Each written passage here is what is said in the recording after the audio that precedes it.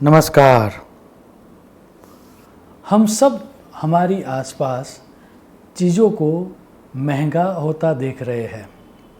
महंगाई, इन्फ्लेशन एवं रिसेशन या मंदी जैसे शब्द हम बार बार सुनते ही हैं और उसको एक्सपीरियंस भी करते हैं। तो एक प्रश्न जो मुझे बार बार पूछा जाता है वो यह है, are we heading towards global recession? क्या हम मंदी की ओर बढ़ रहे हैं? और आज का वीडियो उसी के बारे में है। कुछ समय पूर्व वर्ल्ड बैंक के प्रेसिडेंट डेविड मालपास ने स्टेटमेंट दिया है कि यह जो प्रेजेंट इन्फ्लेशन चल रहा है वह आने वाले 2 सालों तक रहेगा और कुछ देशों में मंदी होगी। अब उनके खुद के शब्द देखें, inflation might last for 2 years and some countries will find it very hard to avoid recession। अब ये रिसेशन कब स्टार्ट होगा वह अगर हमें जानना हो तो हमें ज्योतिष शास्त्र की तरफ देखना पड़ेगा, क्योंकि ज्योतिष शास्त्र समय का ज्ञान कराने वाला शास्त्र है और भारतीय ज्योतिष शास्त्र में शनि ग्रह को मंदी का कारक माना गया है। आपको जान के आश्चर्य होगा कि शनि का एक नाम भी मंद है। जातक पारिजात में तो ऐसा स्पष्ट सूत्र दिया गया है कि संपत्ति या विपत्ति, तेजी या मंदी, वह सब शनि ग्रह के आधार पर देखा जाता है। अब जातक पारिजात का सूत्र देखें, विपत संपत प्रदाता शनि ही। हिस्टोरिकली ये देखा गया है कि जब जब शनि का संबंध गुरु या राहु और केतु के साथ होता है तब मंदी आती है, वैश्विक रिसेशन आता है। उसमें भी शनि युति दैट मीन्स कंजक्शन में हो या शनि ऑपोजिशन में हो या फिर शनि की दृष्टि गुरु या राहु के केतु के ऊपर जब गिरती हो तब सुनिश्चित मंदी होती है। अब शनि की 2 विशेष दृष्टियाँ भी है और उसके बारे में बात करते हुए सारावली में यह सूत्र दिया गया है, पूर्णम पश्यति रविजः तृतीय दशमम।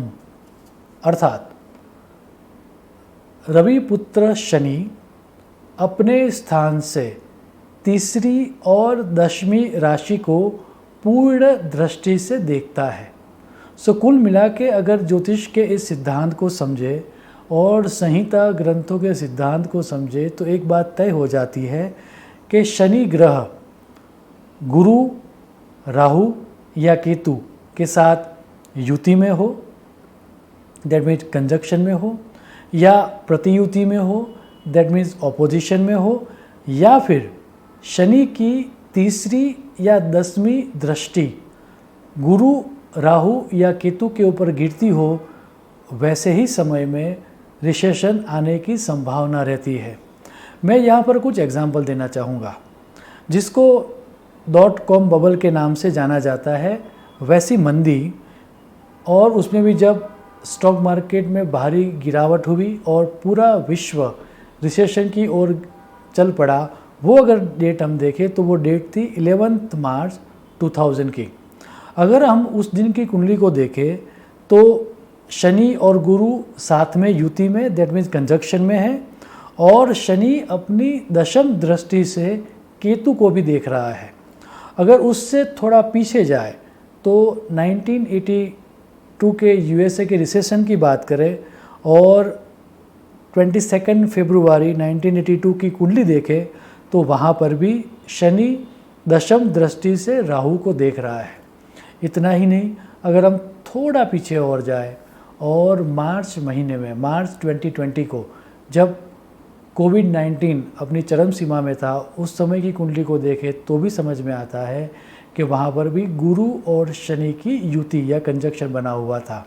सो उससे आगे ग्रेट डिप्रेशन का समय हो, वैश्विक आर्थिक चुनौतीपूर्ण का पूरा डिकेड हो, उन सब समय में यह संहिता ग्रंथ का जो सिद्धांत है वह पूरी तरह से यथार्थ होता हुआ दिखाई देता है।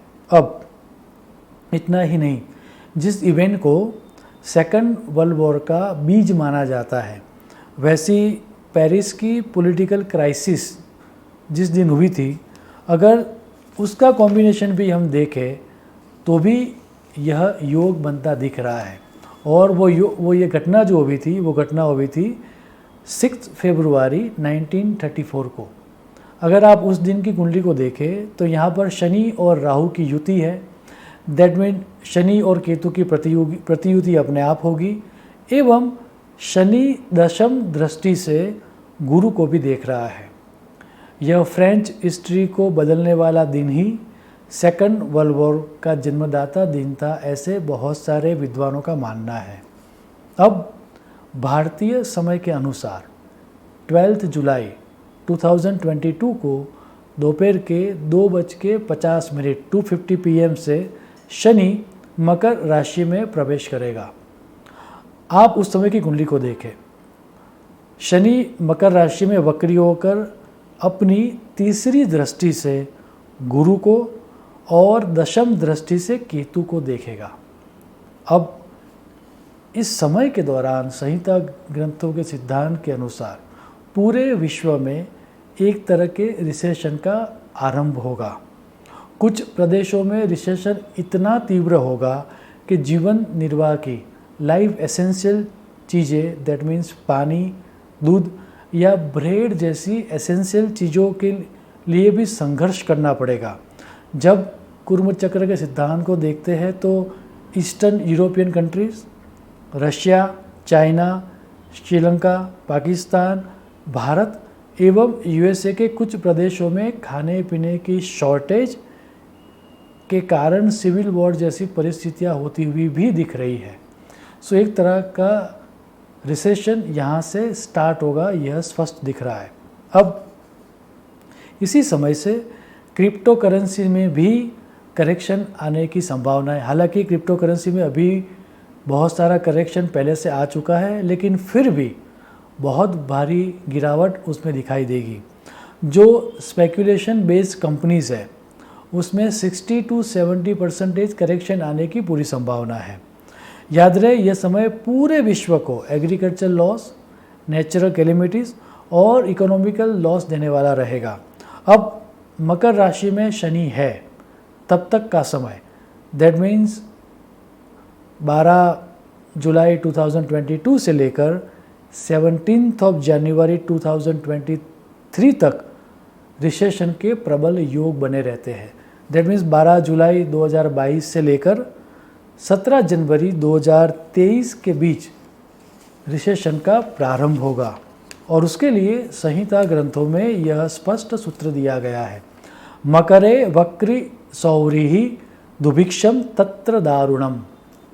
श्लोक को अगर रिकॉर्ड करें और कुर्म चक्र के सिद्धांत को अगर उसके ऊपर अप्लाई करें तो नॉर्दर्न हेमिस्फीयर के USA, UK, Russia, China, India जैसे देशों में 12 जुलाई 2022 से लेकर 17 जनवरी 2023 तक किसी भी समय रिसेशन का प्रारंभ हो सकता है।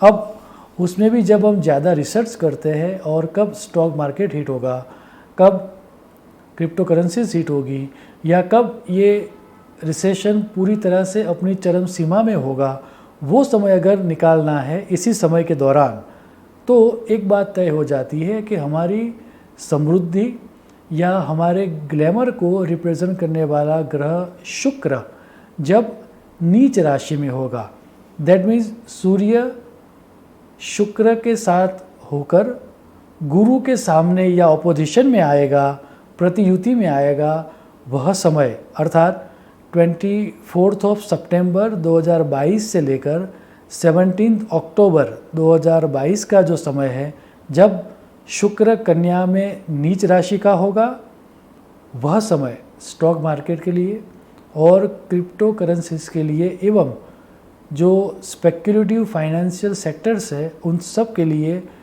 बहुत ही ज़्यादा चैलेंजिंग रहने वाला है। हमारी सलाह है कि इस समय के दौरान आपको स्पेक्युलेशन से दूर रहना चाहिए और रिसेशन भी इसी समय के दौरान ज़्यादा तीव्र होगा। तो रिसेशन होने की प्रबल संभावना इसी समय में हो रही है और वह दिखाता हुआ एक श्लोक गौतम संहिता में एवं संहिता ग्रंथों में दिया गया है और वह श्लोक ये है, गुरौ सिते च यामित्रे सिताद अर्काद गुरोरपि यामित्रस्तथा ग्रहाः सर्वे अनावृष्टिर भवेत् तदा।